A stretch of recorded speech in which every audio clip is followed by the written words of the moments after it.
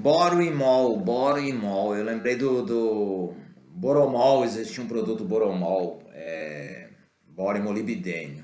Bom, mas isso é outra coisa. Olá, amigos da agroquimiologia. Conforme a nossa grade não, a nossa sugestão, né? Nossa programação, que não é grade. Hoje a gente vai falar de nutrição vegetal numa abordagem química, na visão hexadimensional do agroquímico, falando sobre. Eu comecei falando de boro, mas já já a gente vai explicar. Tá, essa aqui é a visão hexadimensional, tal. Eu sempre ponho aí para galera fixar. O de sempre, o arroz, o nosso arroz com feijão e os temperos adicionais entre química e agronomia, né? Que é viabilidade econômica, legal, financeira, etc. e tal. Tá lá no livro, eu sempre ponho esse pedaço aqui também. É desnecessário falar de nitrogênio, uma vez que a abordagem é química, mas aqui tem embaixo aqui nitrogênio, fósforo, potássio, lá para uma certa altura do livro. Desnecessário trazer a lume agora. Bom, vamos lá, boro. Hoje a gente vai falar de boro. Comecei falando de boro e mol. É muito explorado, né? Boro, assim, em termos de mercado, vamos falar bastante explorado aí, mas no livro tem novas ideias. Lembra daquele negócio? 2022 está aí, tá. O zinco, a gente já falou, né? Só que unindo o entendimento aí, a gente vai melhorar um pouco mais. A classificação especial dos fertilizantes que eu falei. Um pouco diferente da legislação, embora adequada a ela. Tá, e aí lá no livro a gente vai falando dessa classificação especial, tem uma parte de quilatização, aqui se vocês estão seguindo, fertilizantes de solo, a gente vai falar em momento oportuno, lógico, né?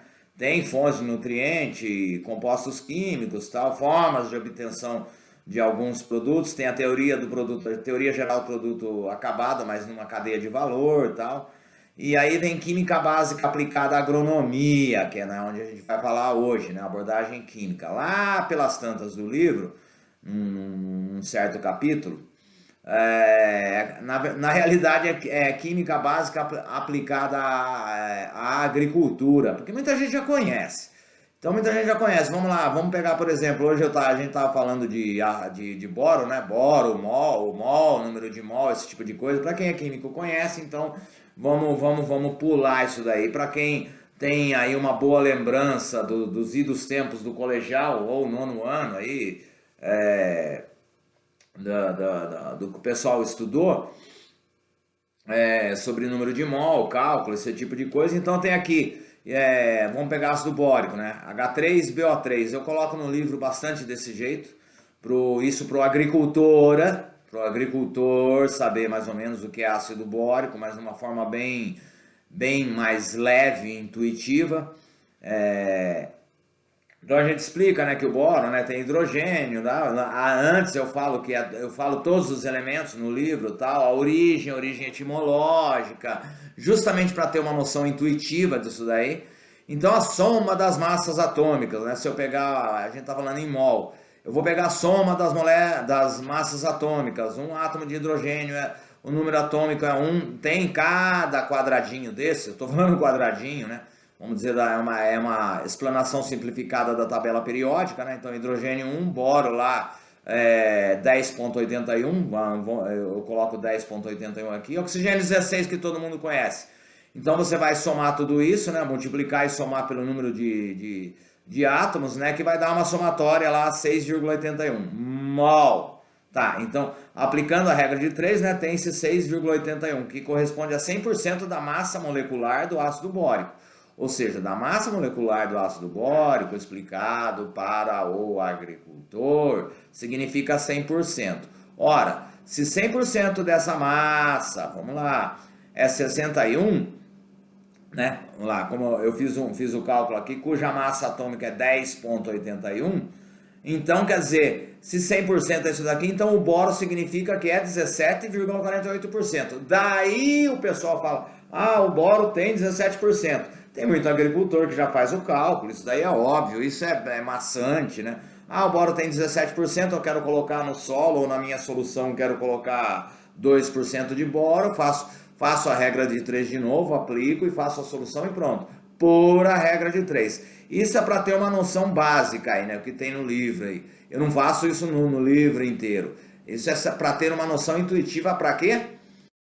Lá pelas tantas do livro, eu falo que se quiséssemos formular um fertilizante, já chego lá, um fertilizante 10% de boro, numa densidade, ou seja, de 1,3 gramas por centímetro cúbico, o cálculo simples, então é 1000 ml vezes 1,3, então temos 1.300 gramas, que vai ter 130 gramas de boro, né? Numa solução de 10% vai ter 130 gramas de boro, isso é fácil, todo mundo sabe, isso é óbvio, né? Tem gente que é aquela velha história, né? Magia é a ciência não explicada, tem gente que acha que isso aqui é uma magia, só que tem um porém, né? Aí você chega lá, aplicando novamente a regra de 3, tem 1000 gramas de boro, possui 174,48 gramas de boro, né? 17,48 dentro do ácido bórico, né? Em questão, quem quiser dar uma pausa aí, para dar uma lida. Então para aí, a gente já voltou, beleza? Quem quiser pausou. A gente vai equacionar, tá? Beleza? Equaciona, repare que 1000 ml de um produto cuja densidade é 1,3, ou seja, 1000 ml possui, né, um peso, a gente não é peso, todo mundo fala peso, é massa. Isso aqui eu explico numa linguagem mais até lúdica para o agricultor. Tá, 1.300, então nele se encerrarão 745 gramas de um sal de ácido bórico. Como já mencionamos desde o início do livro, isso é lá no livro, o cientista tem que ter, como fala Livenspiel, Octave Livenspiel, tem que ter uma noção intuitiva das grandezas dos fenômenos envolvidos na química, tá? Por que isso? Assim, de antemão, posso concluir que sobrarão apenas 550... Olha só, se eu quero colocar 10% de boro numa fonte de boro de 17%, em 1 litro de um produto, me sobra só 554,94 gramas de água. 555 ml em 1 litro de água, para completar a solução nutritiva que queremos, né? Aí eu falo lá, ao que nos parece muito pouco de água a fim de dissolver tamanha quantidade de sais de boro, beleza. Já a gente chega lá nessa noção intuitiva. Quando a gente fala em massa molar, vamos lá, agora eu pulo. Fixe isso aqui na cabeça, agora eu pulo. Quando a gente fala em massa molar, ela expressa em grama por mol. Para quem conhece química sabe disso. Tem o número de Avogadro lá, 6,02 vezes 10 a 23. Olha só, unidades de átomos ou molécula. Por quê? Porque mol vem do latim, que significa quantidade. Quantum é outra coisa. Quantum, em latim, mol, dependendo da linguagem do latim, quem vai estudar química ou agronomia, se não estudar um pouco de latim, não vai conseguir entender quase nada do significado das coisas. Isso é outra coisa, tá? Também chamada constante de Avogadro, é uma expressão numérica, escrita e falada em 6, eu até coloco por extenso. Ou seja, 1 mol é 602 septilhões de unidades. É um número gigantesco. Mol, fixem isso na cabeça. Mol é um número gigantesco, e fixem isso na cabeça aqui, ó. Essa parte do texto e essa parte. Aí lembra uma aulinha lá que eu falei para vocês, que eu cheguei a pesar, colocar cloreto de potássio? Olha só, eu estava falando em zinco, agora já vim para boro, que loucura é essa? Vamos seguir adiante que vamos entender. Aí tá, vamos pegar, eu pego lá no meu livro como exemplo, vamos supor, se é a quantidade, então vamos pegar 1 mol de soja. Faz de conta que 1 mol de soja, então 1 mol de soja significa 6,02, pegar o número de Avogadro, significa 6,02 vezes 10 a 23, ou seja, 23 zeros, 602 seguidos a 23 zeros de número de grão de soja. Digamos, Avogadro, olha só, eu estava falando em... não é número de advogado não, viu? É número de Avogadro. Beleza. Voltamos lá desse número de Avogadro. 1 mol de soja, só para vocês terem uma ideia da grandeza da coisa. Digamos que 1 grão de soja fosse um átomo.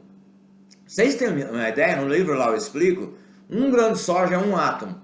Um átomo, olha só onde a gente vai chegar. E a gente faz uma comparação de um caminhão, tal. Olha, para ter uma ideia, 1 grão de soja é um átomo, então 1 mol de soja encerrado, olha só, encerrado a partir de 1 grão de soja, teríamos 12, quanto está aqui? 12, olha a quantidade de caminhão que a gente teria.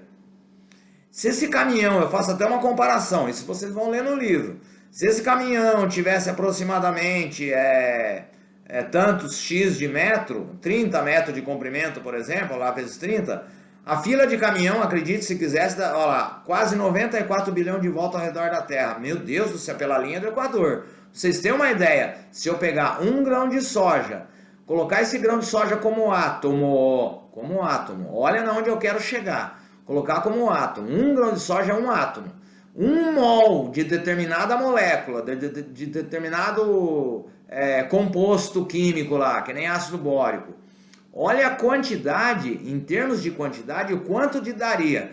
Vamos voltar na molécula longa e curta lá do aminoácido e vamos voltar em molécula longa e curta de outras coisas. Tá, vocês têm uma ideia, no mundo microscópico dos átomos, lá eu falo, aí eu pego, é esse exemplo que eu pego o cloreto de potássio, eu pego 1 mol de cloreto de potássio, eu pego 1 mol e ponho na balança, então vai lá, 1 mol de cloreto de potássio, KCl, eu vou calcular o KCl, que eu fiz igual a partir do cálculo de boro, né, eu vou ter lá 74,551 gramas de KCl, 1 mol, eu peso na balança, lá no livro tá lá, eu ponho até um papelzinho aqui embaixo, tal, beleza. Aí eu vou comparando o tamanho, vamos aumentar a imagem para ver. Eu peguei 1 grão.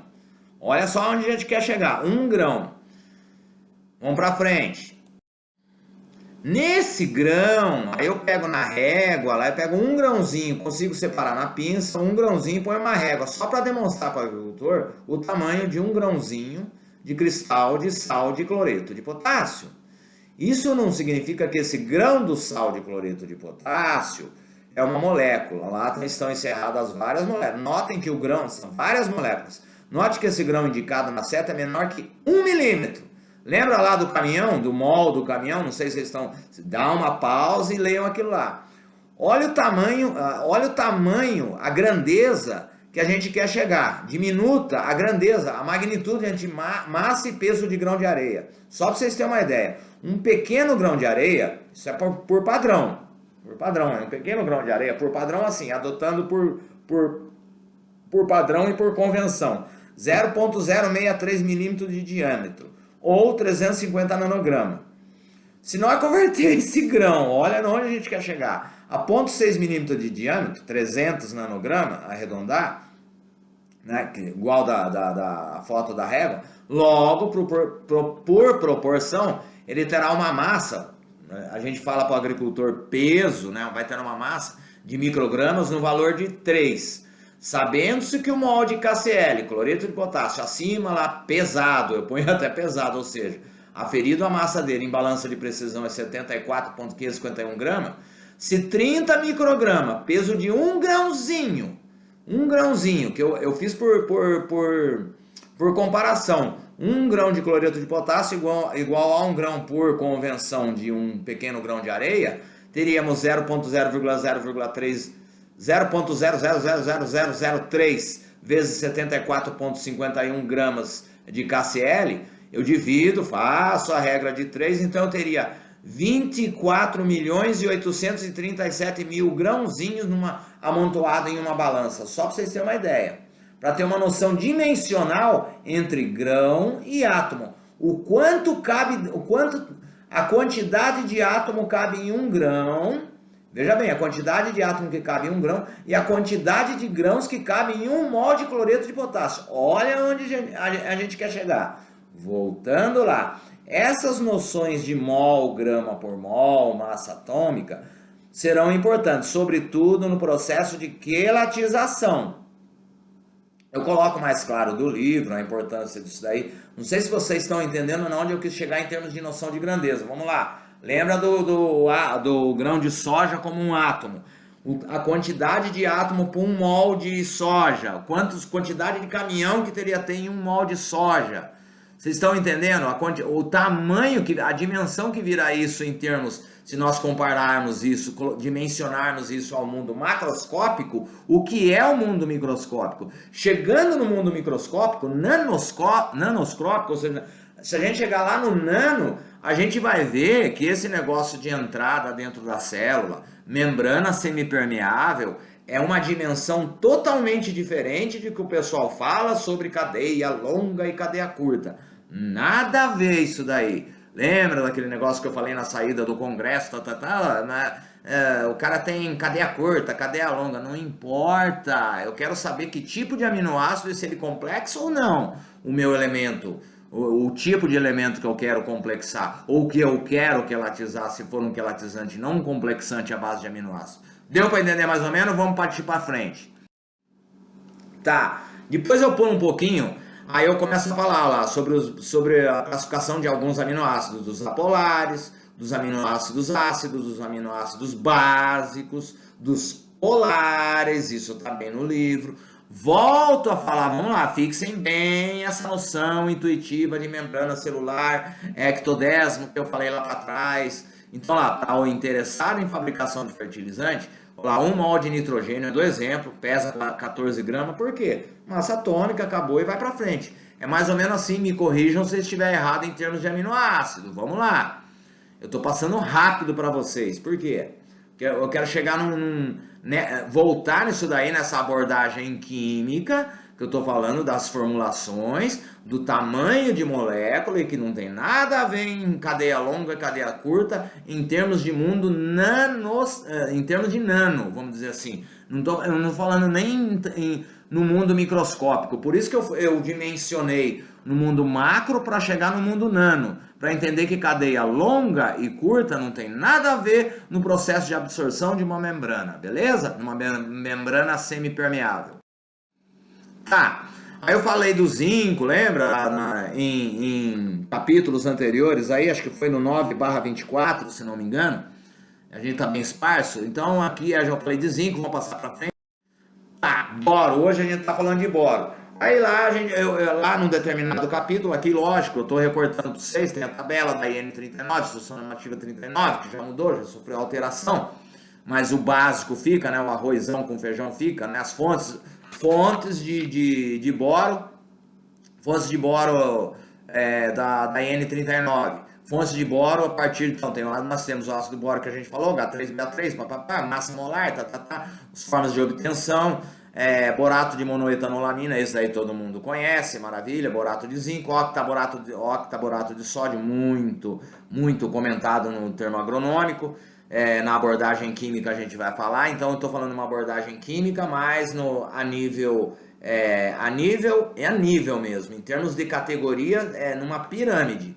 Vamos lá, estamos em agrônomo, depois no agricultor, mas numa abordagem química, octaborato de sódio, todo mundo. E o quelato de boro, volta lá, sobe o nível, vamos falar de quelato de boro. Aqui está falando, né, o mínimo que o Ministério autoriza 8%, mas é muito mais, né? Vocês sabem, muito mais até um determinado momento, igual eu falei do zinco, 7%, beleza? Tem o bórax, Gil, e o bórax? Bórax a gente vai falar de fertilização do solo no momento oportuno. Mas olhem aqui, fixem isso daqui, as fontes de boro que a gente pode trabalhar. E lá no livro a gente explica. E as formas de trabalhar esse boro aí, beleza? Tá, aí eu volto a falar da forma básica de quelato, quelatização, esse tipo de coisa. Se a gente vai complexar, se a gente vai quelatizar, a diferença de complexo e quelato. A gente vai explicar no momento oportuno. Esse aqui eu só tô passando aí tô pulando as partes dos telões aí de quelatização, mas eu gosto sempre de deixar essa parte do EDTA.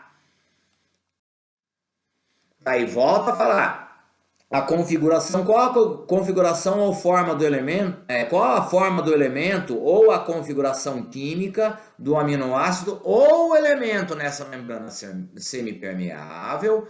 Se ela está em formato, se na parte de fora da membrana semipermeável o meio possui um potencial, possui um potencial químico maior, porque às vezes a depender do elemento esse potencial químico pode diminuir no meio, para um lado da membrana semipermeável celular. A depender do elemento, ele pode ter um potencial químico menor, mas o meio ele pode transformar num potencial químico maior, então tem que haver um equilíbrio, né? O mesmo potencial químico, né? Quer dizer, não havendo transporte aqui, há um equilíbrio dinâmico, né? E tem o tal do morro acima, né? Que eu sempre falo, e o morro abaixo, ou seja, potencial químico maior e na membrana, dentro da membrana, um potencial químico menor, a menos ATP, a menos absorção. De que forma a gente trabalha isso? No livro explica, desde que fixado a forma de complexação e quelatização do elemento, ou a complexação através de aminoácido, seja cadeia longa ou cadeia curta, que é o que todo mundo fala. Nós estamos falando em complexação. Outras formas de atividades, vamos dizer assim, fisiológica de aminoácidos na planta, a gente vai falar num outro momento. Nós estamos falando complexação através de aminoácido, vamos dizer, biosintética de um aminoácido na planta é outra coisa. Aqui já não estamos falando de complexação através de aminoácido. Então, tira da mente cadeia longa ou cadeia curta, beleza? Por enquanto, tira isso daí.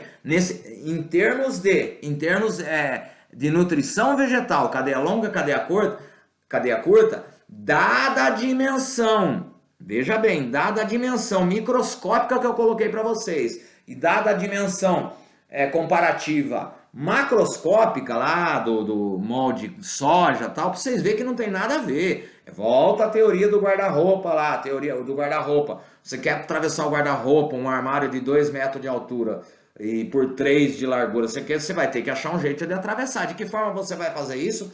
Trabalhando o potencial químico, não do meio só, mas sim do potencial químico que determinado elemento ou complexo vai proporcionar no meio externo à membrana semipermeável da célula, beleza? Deu para entender? É rápido demais, mas é mais ou menos para fixar, uma vez que no livro está bem mais explicado. Mas adiante a gente vai aclarando e vai cristalizando essa ideia.